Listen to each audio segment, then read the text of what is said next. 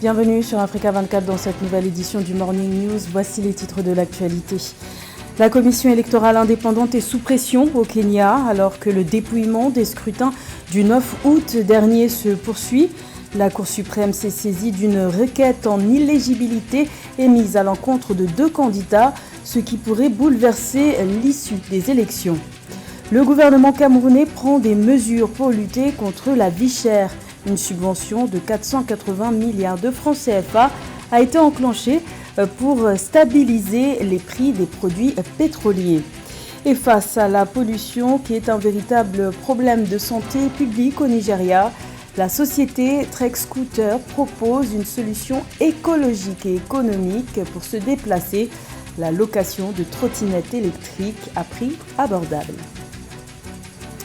Mais tout d'abord, en Centrafrique, le président Faustin Archange Touadéra, au pouvoir depuis 2016, se dit, je cite, « sensible aux aspirations profondes du peuple » et propose une révision de la Constitution. C'est ce qui ressort de son allocution du 12 août, à la veille du 62e anniversaire de l'indépendance du pays, célébré ce vendredi. Le chef de l'État centrafricain a assuré que depuis le dialogue de mars dernier, de plus en plus de voix s'élevaient pour réclamer une réforme de la loi fondamentale, ce qui, selon lui, justifie que l'Assemblée a demandé au gouvernement de déclencher la procédure du référendum. De son côté, l'opposition dénonce une escroquerie politique de la part du chef de l'État pour s'octroyer un 3e mandat. Au Kenya, alors que le dépouillement des scrutins du 9 août dernier se poursuit, la commission électorale indépendante est sous pression. La Cour suprême s'est saisie d'une requête en illégibilité déposée contre les candidats Rigathi Gachagua et William Ruto, comptés parmi les favoris du scrutin présidentiel, ce qui pourrait bouleverser l'issue de cette élection. Plus de détails avec Nathalie Mo.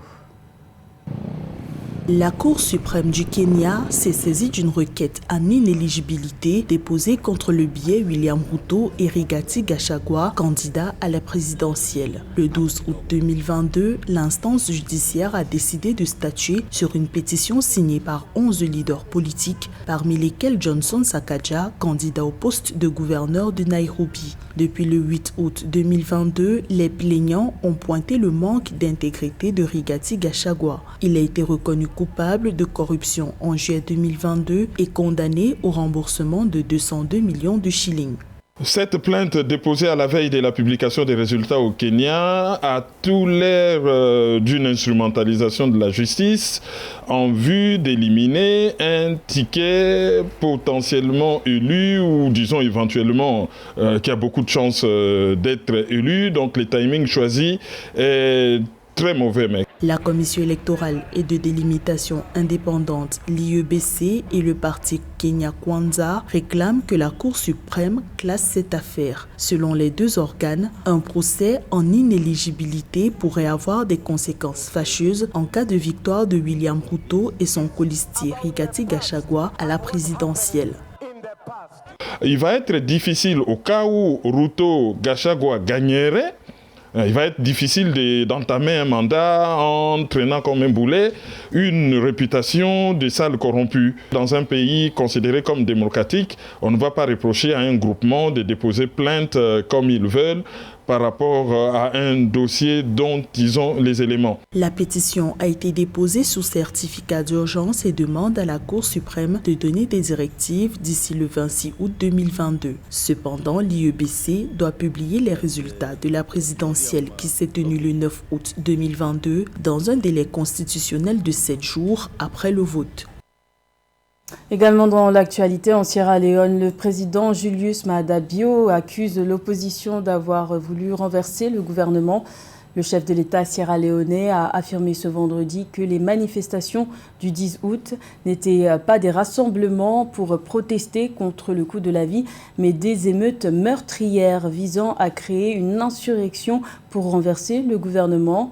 Sont notamment pointés du doigt des membres de formation de l'opposition comme les guerriers de l'APC, ancien parti au pouvoir, et le parti progressiste populaire.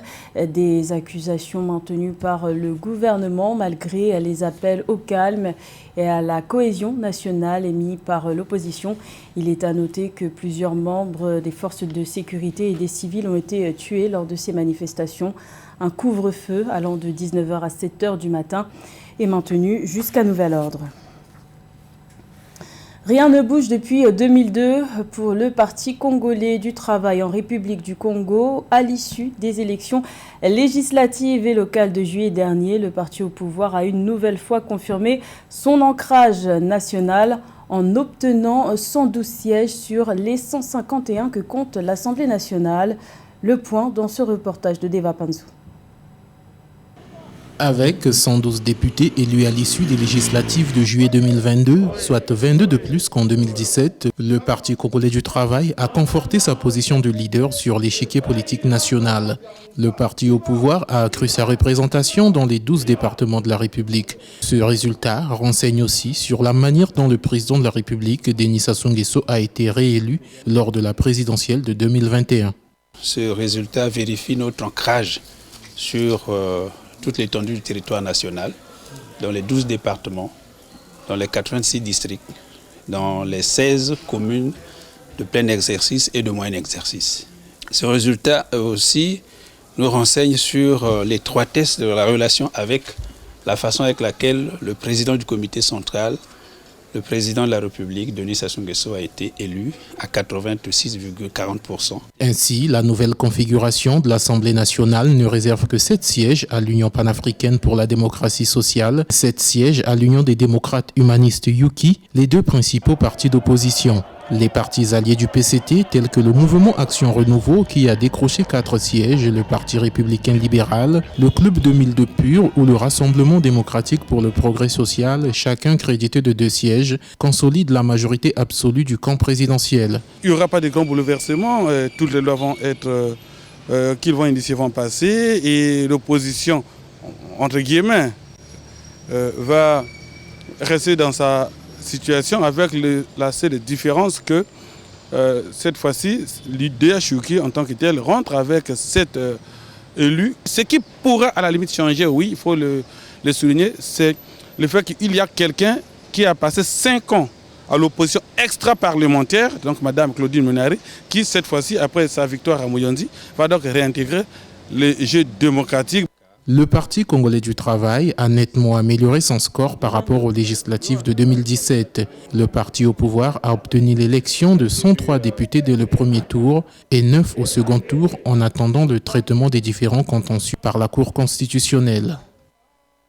Dans le reste de l'actualité, le Mali a annoncé ce vendredi avoir réglé l'intégralité des impayés de sa dette causée par les sanctions qui lui étaient imposées en janvier 2022 par la CEDEAO après les 2 coups d'État.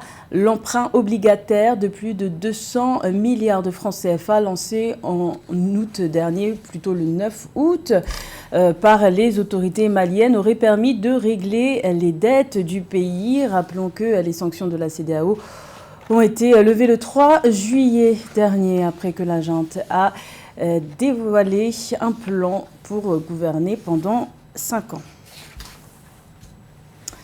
Les autorités camerounaises parient sur la résilience de l'économie nationale pour relever les défis de la hausse généralisée des prix. Le gouvernement camerounais a décidé d'une série de mesures pour assurer la disponibilité des produits de consommation, dont une subvention de 480 milliards de francs CFA pour stabiliser les prix des produits pétroliers. Les explications de Séverin Douqueux. Les autorités camerounaises parient sur la résilience de l'économie nationale pour relever les défis de la hausse généralisée des prix sur les marchés résultant de la crise sanitaire de Covid-19 et du conflit russo-ukrainien. Au chapelet des mesures gouvernementales à cet effet, une subvention de 480 milliards de francs CFA, soit une hausse de 360 milliards de francs CFA pour assurer la disponibilité, mais surtout la stabilité des prix des produits pétroliers au Cameroun. Le collectif budgétaire décidé par le chef de l'État dans le cadre de l'ordonnance du 2 juin 2022 qui a porté de 120 à 480 milliards de francs CFA le montant des subventions de l'État au profit des produits pétroliers. Cette décision présidentielle a notamment permis de garder inchangés jusqu'à présent les prix des hydrocarbures, respectivement à la pompe et au détail. L'approvisionnement en produits alimentaires de première nécessité et autres produits de grande consommation bénéficie également d'une attention particulière des autorités camerounaises. Il s'agit notamment de l'exonération des taxes et droits de douane à l'importation de certaines denrées comme le blé, le riz ou encore l'huile. S'agissant des autres produits, le gouvernement a décidé d'un certain nombre de mesures d'accompagnement, au nombre desquelles l'exonération ou la réduction selon les cas des taxes et droits de douane à l'importation sur certains produits particulièrement visés par des risques d'inflation, notamment le blé, les produits ferreux, l'huile de palme brute, le riz, le poisson, les matériaux de construction, pour ne citer que cela. Pour améliorer les conditions de vie des Camerounais, le gouvernement envisage d'implémenter sa politique d'import-substitution pour parer à toute récidive, mais aussi de créer et consolider les conditions d'une résilience solide et permanente pour bâtir une économie viable, durable et compétitive. Il est urgent pour le Nigeria de redéfinir les modes de transport des populations car le pays abrite 4 des 20 villes les plus polluées au monde. Face à ce problème de santé publique, des jeunes entrepreneurs ont décidé de fonder il y a moins d'un an la société Trek Scooter. Sa solution, opter pour l'écomobilité grâce à des trottinettes électriques, aussi appelées scooters, mis en location. Un sujet de la rédaction. L'écomobilité à portée de main, c'est ce que propose l'entreprise de transport Trek Scooters basée au Nigeria. Les utilisateurs peuvent télécharger l'application sur leur téléphone portable, créditer leur portefeuille et suivre les instructions pour localiser et déverrouiller tout scooter à proximité. Alimentés à l'aide d'une batterie au lithium, ces véhicules à 2 roues sont configurés pour aller jusqu'à 20 km/h et peuvent être utilisés jusqu'à 6 heures avant d'avoir besoin d'être chargés. Écologique, ce mode de transport est aussi économique, avec un tarif de 5 cents pour déverrouiller la trottinette électrique et 2,5 cents pour chaque autre minute. Même si je suis en retard, je n'ai pas peur de la façon dont je vais effectuer les 10 minutes de trajet. Je préfère simplement me connecter avec mon téléphone et je serai là dans 3 minutes. Lancée en novembre 2021, la société Trek Scooters a été fondée et autofinancée par un groupe de 4 amis. Après avoir constaté en vivant à l'étranger les avantages qu'offrait ce genre de véhicule, ces jeunes entrepreneurs ont décidé d'exporter ce concept au Nigeria. Trek Scooter est notre bébé et nous sommes vraiment ravis d'être sur ce projet en ce moment, en particulier lorsque les alternatives de micromobilité au Nigeria ne sont pas propres. Nous voyons l'opportunité de rendre le transport propre et aussi abordable. Ce concept s'adresse principalement aux étudiants.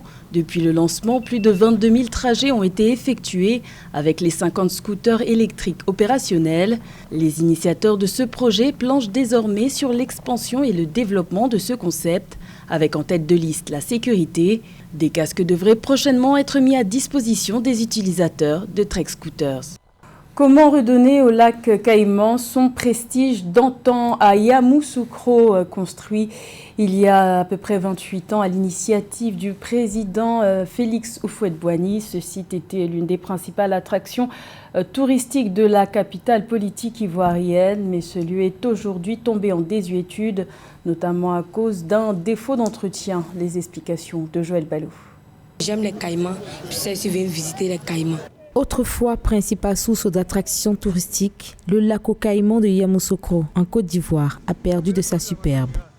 Jonché d'algues, de nénuphars, de jacinthes d'eau, ce site touristique qui autrefois faisait la joie des habitants peine à drainer grand monde depuis le décès du premier président ivoirien Félix Houphouët-Boigny, un homme au grand cœur qui attachait du prix à l'entretien de cette étendue d'eau et de ses principaux occupants, les crocodiles. Pour pouvoir remettre ce lac-là comme un lieu touristique, il faut nettoyer en haut, enlever les herbes là pour que les gens aient le courage de venir, parce que quand une fois c'est nettoyé, les caïmans viennent s'amuser là et on les appelle, ils viennent, on les donne à manger. Aujourd'hui, avec une population dominée à 77% par des jeunes de 15 à 35 ans, peu sont ceux qui ont connu les beaux jours du lac aux Caïmans de Yamoussoukro. Le lac aux Caïmans, ça a été une institution, une fondation du président Félix Houphouët-Boigny depuis très longtemps. Et les Caïmans sont là. Lorsque le président veut voyager, souvent il vient, il visite ces Caïmans au moment de partir. Et puis bon, c'est comme ça. Hormis le décès de Félix Houphouët-Boigny il y a 28 ans, le départ brutal il y a 10 ans de Diko Toké, dompteur des Caïmans, dévoré par ses sujets, a également contribué à la dégradation progressive du lac aux Caïmans, l'un des pôles d'attraction de Yamoussoukro. Pour le cas de celui qui les nourrissait, est passé par les fers, il n'a pas fait exprès, il est tombé. C'est là maintenant, les Caïmans l'ont vu comme si c'était un animal. Mais ils ne l'ont pas bouffé, hein. Ils l'ont tué et puis ils l'ont laissé.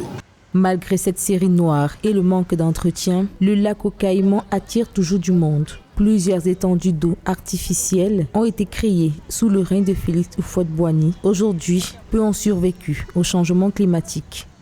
Bon, si tu as quelque chose qu'ils peuvent manger, de la viande, de la chair, les jettent, ils sortent et puis bon, tu les vois. À partir de 16 h comme ça, les Caïmans sont très nombreux. La revalorisation des plans d'eau artificiels, à l'image du lac aux Caïmans par le gouvernement, pourrait redonner à Yamoussoukro son prestige d'antan. C'était le journal de la rédaction. Merci de l'avoir suivi. L'information continue sur Africa 24.